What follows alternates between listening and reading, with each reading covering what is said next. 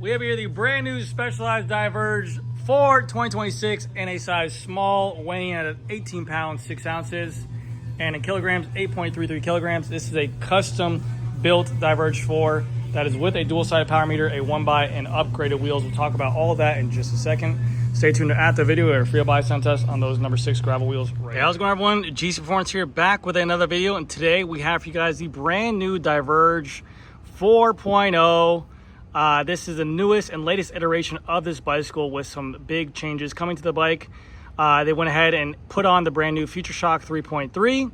They went ahead and increased the tire clearance on this bicycle to make it more capable for new trendy gravel styles. Like this bike can now take up to a 700 by 50 millimeter C tire, which you can probably get away with a little bit more because I'll talk about this tire in just a second.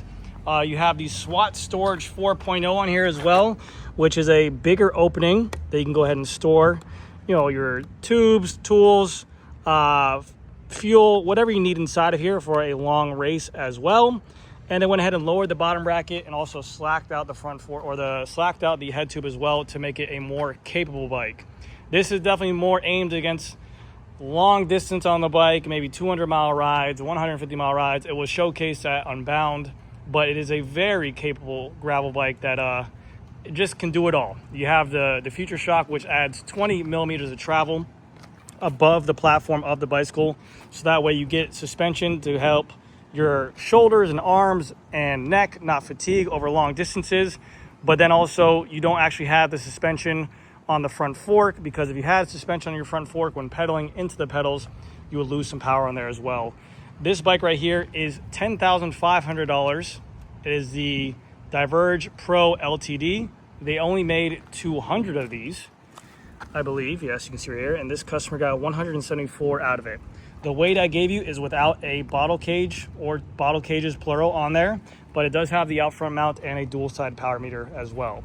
The wheels you see on here are the number 6 G45 gravel wheels. The customer bought the bike complete. He had his own wheels on there, so he went ahead and we swapped out the cockpit for the Revolt Rapide road handlebar cockpit. We put on the number 6 gravel wheels, which are phenomenal gravel wheels, one of the best gravel wheels out in the market, in my point of view.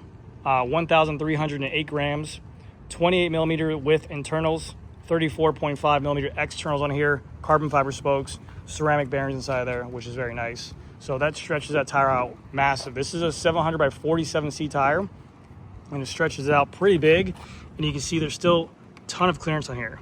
Now the tire the customer put on here is the Vittoria Terenzo Zero, and it's more aimed towards Florida gravel. Over here we have near the Everglades called the Levee. It's very flat, hard packed dirt or gravel out there. Really, we don't have, you can ride single track if you want to, but it's about 60 to 80 miles of just flat riding. There's no thick mud out there, nothing really have to worry about. So that's why he has this smooth tire. And also the customer just wants to have something, maybe if he wants to do a fun, easy ride on the bike, you have this very smooth ergonomic strip right here. So this is a pretty slick gravel tire. But anyways, let's get into this build and talk about everything he did for the setup. And I think it's a pretty cool build. And this is the highest trim level you can get on the Diverge 4. You cannot get an S-Works. So this still has a Fact Carbon 9R in here. A little bit more robust carbon layup, a little bit heavier, but they want to make sure that it's capable and can take some damage or take some beatings on single track for sure.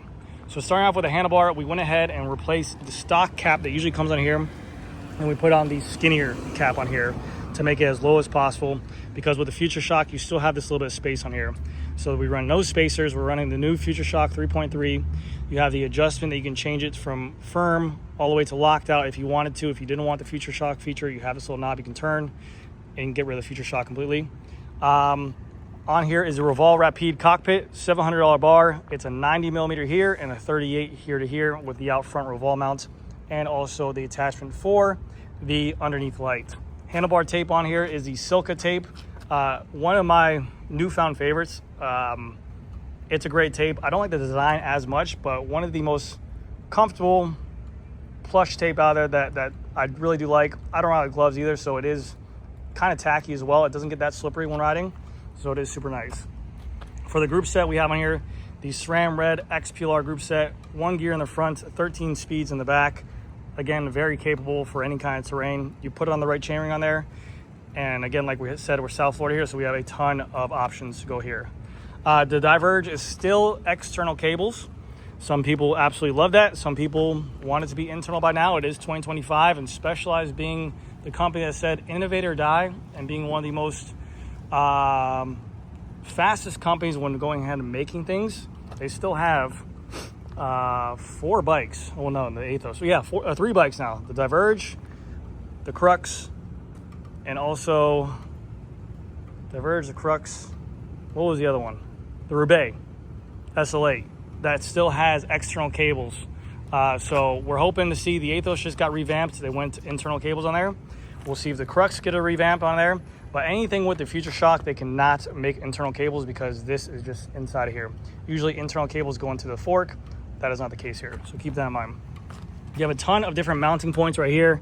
They can go ahead and add Panda earbags on here if you wanted to, or you can add water bottle cages, whatever you like to do for whatever kind of riding you're doing. Like I mentioned before, these are the number 6 G45 wheels, 28mm internal, 34.5 external, 1,308 grams for the set. Carbon fiber bladed spokes. These are a more or less an aero gravel wheel. And then he has Vittoria tires on there. They are set up tubeless, and the weight I gave you was tubeless as well. The rotors are a 160mm rotor, and also this has the lighter weight through axles here as well. Going to the back, it is still a BSA bottom bracket, so the customer swapped out the stock SRAM BSA dub bottom bracket, and they went ahead and put on a ceramic speed BSA bottom bracket. Crank arms he swapped out for 170s, and he put on 165s because this is what he's riding. And then he added on the Favero Axioma dual-sided power meter pedals. The Pro MXs, one of the nicest power meter pedals out there in the market. One of the nicest power meters out there in general for accuracy, longevity, and performance to weight as well. They don't actually give a crazy amount of added weight to the bike, which is really cool because the customer has a custom 1x chainring on there, so he didn't want to put on the power meter 1x chainring. You do have a bash guard underneath the bike to go ahead and help protect from rocks, dirt, gravel, and grime. And then you can also add an extra water bottle down there if you needed to, so that way you can swap it out. And people always go, well, won't that get filthy with dirt or mud and stuff like that? Like I said, this is a long distance endurance style riding. So if you're going on the trail or riding for a long period of time, you would then take that said water bottle, move it to the top one, swap caps with it maybe, or if you just don't care, you just spray it into your mouth and get the dirt off there. So you'll be good. You have the 2 bolts up here that you can add a bento box if you needed to for extra storage. If the 4.0 storage is not big enough for you, you have extra space inside of here. They do give you storage bags to go ahead and put frame pumps, CO2s, tubes inside of there. You also have another place right here for water bottles. Being that this is a small and the triangle is pretty small in here, you probably will have to put a Z cage on here to go ahead and enter the water bottle to the side. Maybe pulling the water bottle straight out of here, especially a 24 ounce or 20 ounce. It might be difficult getting it up there, but you do have that option to still carry it and then swap out. For the chainring on here, it is a special one. This is a 1-piece carbon fiber chainring out of Gemini. It looks like jewelry. It is very light. It's very nice. It definitely will wear faster than any kind of alloy chainring out there.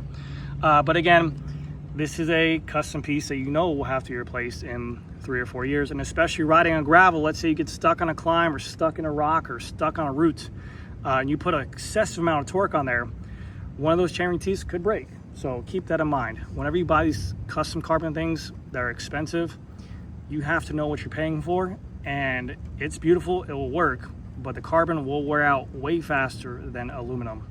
The bicycle can also take a front derailleur if you wanted to, so you can make it a 2x if needed to be.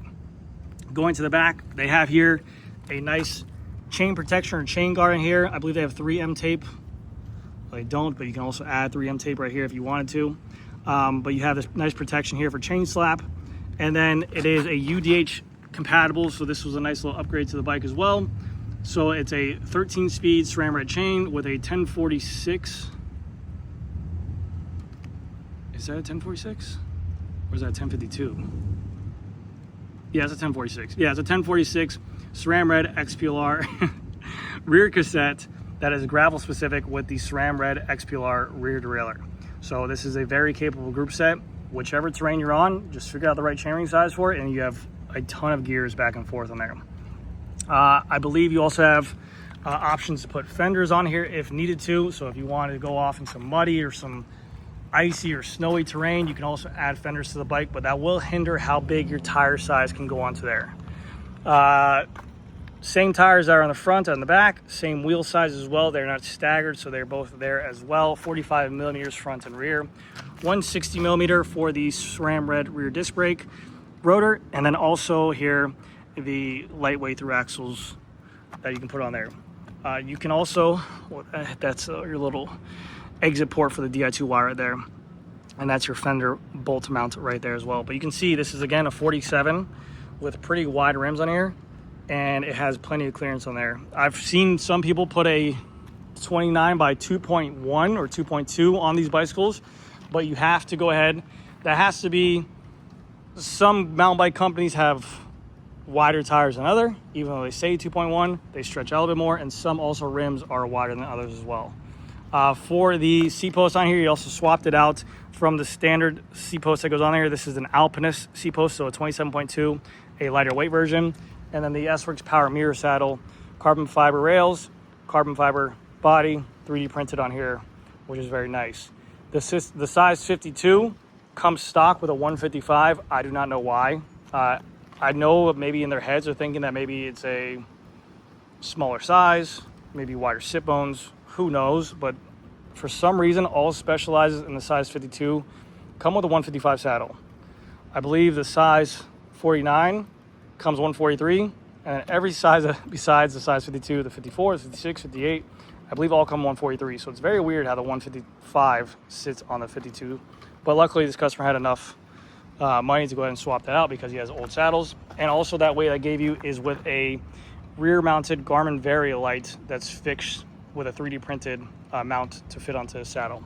So you also have this nice little Fire Within logo, so if you ever feel like you're getting dropped, you can always be like, fire within me. But I think it's a cool color. It's very classic Specialized with that red Specialized. This is what Specialized paint jobs used to look like back in 10 years ago. If there's an S-Works model, they would have a red color like this with a white logo and then some other color. I need Specialized to bring that back. I'm missing that in my life because this bike looks really good. I think that classic red looks just phenomenal.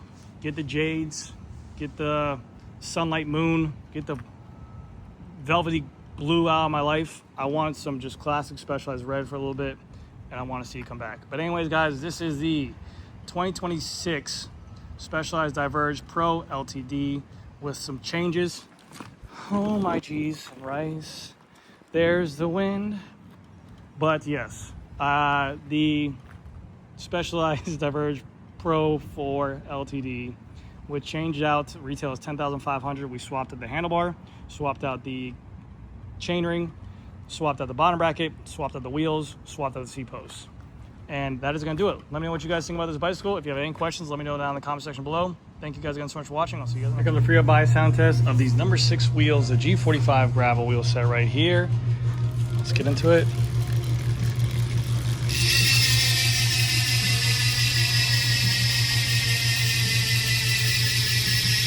Very nice sounding wheels. Thank you guys again so much for watching. I'll see you guys in the next one.